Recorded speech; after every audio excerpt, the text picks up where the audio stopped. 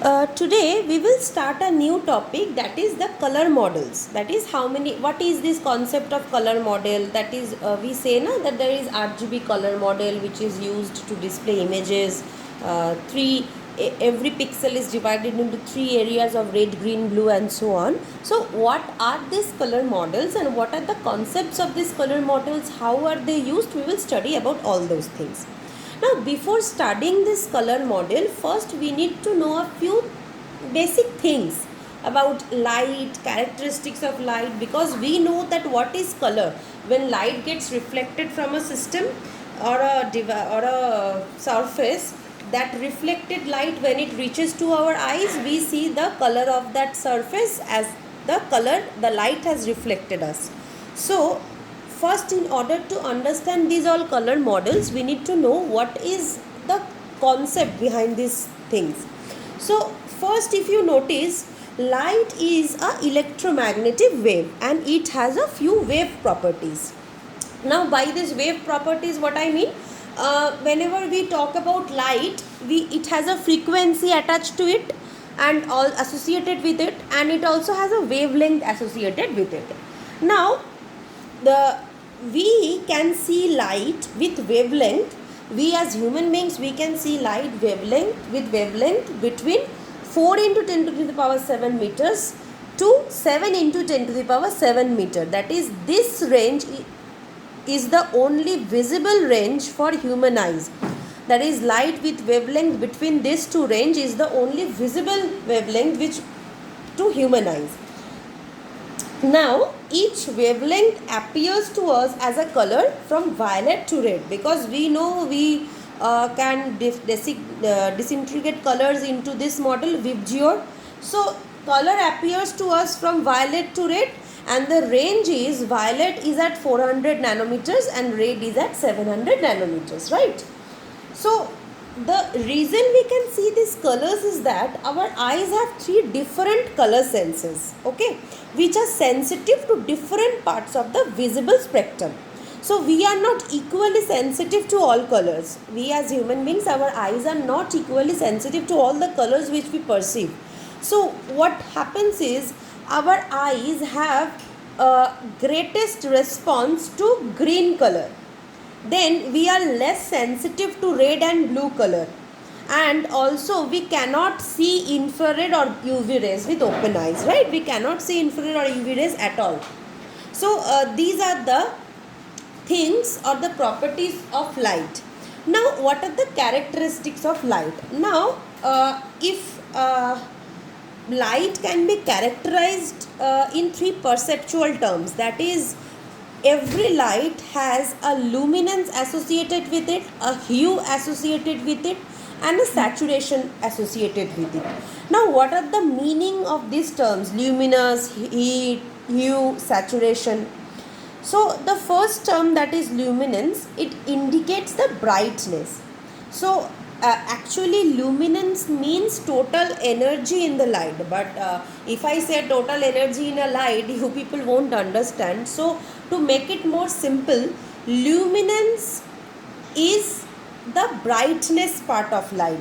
That is, the higher the luminance, the brighter the light is to the observer. So when you adjust the brightness of a thing, it refers that we are adjusting the luminance of the thing, okay. The second property is the hue. Now this hue property is basically, when we see a white light, we say it is a white light. When you see a red light, you say it is a red light. When you see a green color, you say it is a green light.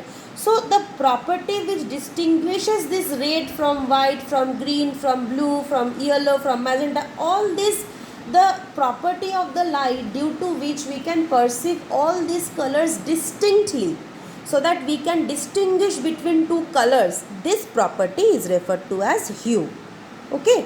So when white light is incident on the object, some of it gets reflected, right? So the combination of the frequencies of the reflected light is the dominant frequency. How do we see this red light? When we say this color of the dress is red, because when light will fall on that dress and then reflected light will reach to our eyes, the dominant part of that wavelength to us, we will see that particular dress in that color. So when the dominant part of that wavelength is red, we are seeing that red dress in red color. So like this it happens, okay. So luminance refers to brightness, hue refers to the property due to which we can distinguish each and every color from each other. Then comes the saturation. Now the saturation term, it refers or it describes the degree of vividness. Now what is this vividness? Suppose you have got two red lights, but they may differ in brightness, and so they may differ in vividness also. That is, one red can be pure red, one red can be a little dull or impure red, right? So this is the concept of saturation. That is, when two similar colors are there, the property due to which we can say this is pure red, this is a form of impure red, this property refers to as the saturation term, okay. So light with equal amounts of all the wavelength present looks white to us, because when VIBGYOR all these colors are present in all equal forms, then light will equal amount of all the wavelengths, it will appear to us as a white, okay. Now what are the type of lights? Now if I categorize type of lights is of two types. That is the emitted light and the reflected light. Now what is the emitted light? That is the light emitted by active light sources, that such as sun, light bulb, tube light, computer monitor, all self-illuminating bodies. The light they produce, it is known as emitted light. And what is this is the emitted light. And what is reflected light? The light which is bounded off by objects, that is, they don't actively emit light. That is, if there is a dress, sunlight will fall on that dress, then from that, since dress is opaque, light from that reflected surface will come to our eyes and we see the color. When light falls on a chair, when light falls on a table, when light falls on an almirah, and so on. So all opaque objects which don't emit light on its own, but when light falls on them, they reflect light, and in a return we see the color of that object. So all these have reflected light, uses this concept. And TV, computer monitors, light bulb, tube light, sun, all these uses the concept of emitted light, because they on their own have a property to emit light, okay. Colors are produced in two ways, that is in additive color method and by using subtractive color method. Now what are these? Because when we will study the different color models, you will notice that one color model we will refer to as additive color model, another color model we will refer to as subtractive color model. Now how do we do this distinction? So for that we need to understand the concept of additive color and subtractive color. So what is additive color? Additive color, it is obtained by adding together lights of different colors. So when we create a light or we create a color by adding different colors, then we refer to that color as the additive color. So in additive color, the absence of all colors will be black and the presence of all colors is white. So when we will add, whenever one model will follow additive color model, then the colors present in that model, when we will add those colors, we will have a black color, and when we will minus those colors, we will have a white color. So the additive color model means that when we obtain color by mixing different colors. So additive color, it it is always associated with emitted light. That is the light, that is the sources which emit light on its own, it is always associated with emitted light. Now what is subtractive color? Then it is obtained by subtracting lights of different colors. So here just the opposite will happen. In additive, what used to happen, when we used to combine colors to get new colors, or we used to add different we add together different lights of different colors. But in subtractive model, we subtract lights of different colors. Next, in additive model, in this model, the absence of all colors is black. But in subtractive model, the absence of all colors is white.